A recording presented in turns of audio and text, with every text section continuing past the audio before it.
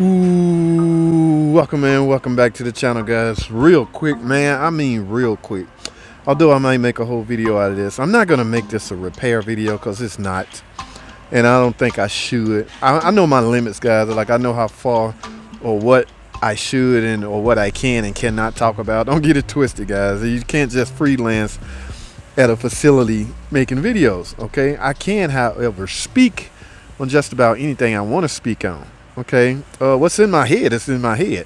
I can do that at home in front of a green screen, making it look like I'm in a shop. So what's the difference than doing stuff in a shop? I can take this whole picture right here, take a picture of it, stand in front of it, and make a video, and do it the same way. So what's the difference? All right, but I know how far I should go. Let me put it that way. Guys, this is a Charger. Oh my goodness, guys, this car has beat me up. It was towed in. Nothing, guys. Nothing on the bus. In fact, I don't know. Do y'all guys recognize this? I know Tom and Heller and most of you dealer guys probably do. Star connectors. Guys, when you get a car, now again, this is not a repair video, so I'm just going to talk. So do not grade this video on whether you learned something or not. Okay, let me put that out there. Do not thumbs down the video. Oh, I didn't learn jack. He didn't show this. He didn't show. It'd be nice to see live data. You know, Paul Joe got that bad. What up, PJ? Well, anyway, this is not that type of video. I'm just about to speak on what's on my mind and what's in store for you DIY guys, do-it-yourselfers. Y'all know who you are. You got the little hand tools, scan tools, or whatever, and you're ready to take on the world. Unfortunately, guys, it's going to be rough. All right, let me go over what I'm doing. This car came in, towed in, right?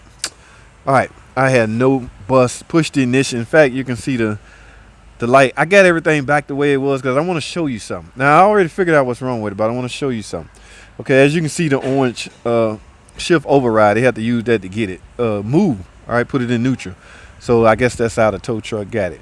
Now, I'm outside for an hour trying to figure out. I got a battery. You see, I got my spare battery in here. A lot of times, guys, these battery sensors will cause poor connection, causing no start. I done did everything known to man. I put a known good battery right here, which is mine. Got everything out. The only reason I'm at this star connector because I had no modules on the bus. In fact, everything was red, guys. Every freaking thing was red. And let me show y'all because I got it back the way it was, just in case the customer come out here and want to see. So here's the I'm inside, right? Now, I got battery supply because I got a good battery on it. Nothing, right? Nothing. Don't care what you do. So to the naked eye, you would think, oh, I must need a key and a module. No, guys, this stuff has to be diagnosed, man, and it is critical how you diagnose it. Okay, you have to have a way to get on the bus network. And even look, I got my where's my scan tool? I had my scan tool plugged in, went to the computer. Because I got no ignition, there is no way for my scan tool to know what I'm working on. So you know what you got to do then? I'm sure Tom and Hella know. You have to enter a VIN. Once you enter a VIN, the computer would take that VIN, match it to a car, and voila, spit out information. Although the information is useless because they was all red, meaning every module, just about, C and IHS was offline. All those modules was red. All right, now, what does that tell you? You got a network problem. That's why you're not starting, right? Of course, that's why you're not starting. If you have no communication from the PCM or the TCM and things like that, you're never going to start. So, bright idea of me, I'm going to go on the other side. I took it upon myself to focus all my diagnostics on the RFH module, okay? Because when you think RFH, you think key. Remember, I had no key functions. All right, guys, I don't know this by heart, so I had to look it up. This is where they're hiding the RFH module. All right, it's literally under this freaking panel. So again, now I done spent 4 hours diagnosing this car. They had to go sell 4-hour diagnostic time. It be like that sometimes, guys. I mean, I'm chasing down a real live hard super electrical problem that shut the car down. And at the end of this video, you're gonna be surprised how little of a thing that can shut a whole freaking car down. All right, let me get on with it because I don't want this video to be long. Now, Y'all know the typical way a module has to work. It had to have power supply, ground supply, and bus communication, right?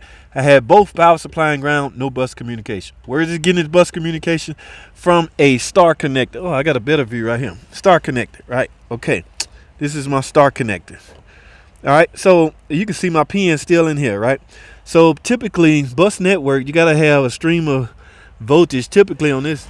All right, 2.5 all the way down. Okay, now I go here with my voltmeter. I do not have, I have one, not even one, small amounts of voltage on each terminal. So each one of these represents a module, guys. Chrysler found a better way for us to do bus network or take modules offline for diagnostic purposes. This was a great freaking idea. This is my test star connector. All right, so like I say, all these green connectors represent a module. So in the past, we used to have to unplug every module. This is if you're trying to find out if a module is what's causing the bus to be down. Remember, I got C and IHS down. All right, so I got streams right here. They all, even this one line. All right, so I want to know, I should have 2.5 on each one of these, plus or minus or whatever. I don't, so I start unplugging them. I get to this one, guys, yellow and gray, unplug it. Y'all hear that bell going? I now have 5 volts or 2.5 at this pin. I'm going, yes! First I did a couple. It took me a couple to get to this one. All right, so I get back on the computer and find out what this go to. And lo and behold, guess what it go to? Now I got it unplugged, so I want you to see something. Remember, I could not move the key or put the ignition on or anything. It pulls the whole freaking car down, guys. Look at that. Y'all see that? Yes, guys, I am powered. All right, in fact, I can start. Yes, you talking about a guy jumping around in the shop like a little kid. Yes, I was doing this. Oh, I'm a bad man. God, we cut up around here. I already told y'all that. But anyway, the moral of the story is, that connector represents, guess what? The shifter module, ESM. Now, I don't have my computer screen pulled up, but ESM stands for electronic shifter module. That's this, okay? That connector represents this. So this module is pulling down the whole freaking system, guys. Will shut your whole car down over something that's electronically. Oh my goodness, guys. I think, oh, guys, you guys are in trouble, man. This stuff like this beat up factory trained technician. Imagine what. Now, I'm not belittling anybody's skills, because there's some sharp guys out there. It's just, I'm going to say it like this. Without a scan tool and being able to view modules and knowing what star connectors and the RFH module, knowing about the car in general, without that knowledge, I would have been totally screwed.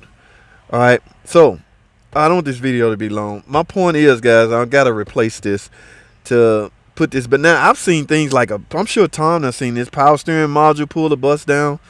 I mean, it's some of anything. Some of this non-important stuff shouldn't be on CAN C. All right, CAN C is the fastest of the bus network. Okay, ABS is on CAN C, PCM, TCM, all that stuff should be, reserved for the top speed network, which is CAN C, and it is. But little simple stuff like this should not be able to pull that down. In other words, when this go out, you still should be able to start your car. All right, so it's crazy, guys. Oh, what a day. What a freaking day. So now, I don't know, if the customer got money for the shifter module, it costs $300. Now, that's on top of the 4-hour diag time I got into this. And I'll need an hour to put that shifter module in. All right, there's no way you can know a car needs a shifter module without doing a test. So, in essence, diagnostic time is very much needed, guys. Cut it out. All you clowns calling this place like a dealership or something, like as if we still. No, nobody know exactly what's wrong with your car until they diagnose it. That's with anything. I heard Philly D, he said he got beat up. He getting beat up on electrical stuff, man. Ooh, it's rough, man. The struggle is real, guys. The struggle is real. I don't want this video to be long. Like I say, this is not a repair video, so don't grade it that way. This is merely a discussion. All right, that's all I have. Thanks for watching.